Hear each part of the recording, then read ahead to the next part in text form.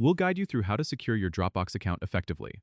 If you find this helpful, consider subscribing and liking the video. First, open Dropbox on your website and log into your account. Once you're in, go to the top right corner and click on your profile icon. Then select Settings from the drop-down menu. In the Settings, navigate to the Security tab.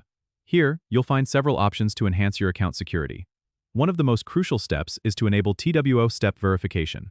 Click on Enable next to two-step verification. You'll be prompted to verify your password, so enter it and continue. Choose whether you want to receive your security codes via text message or through an authenticator app. Then follow the prompts to set up your preferred method. It's a good idea to have a backup phone number or a backup code in case you lose access to your primary method. Next, scroll down to review your linked devices.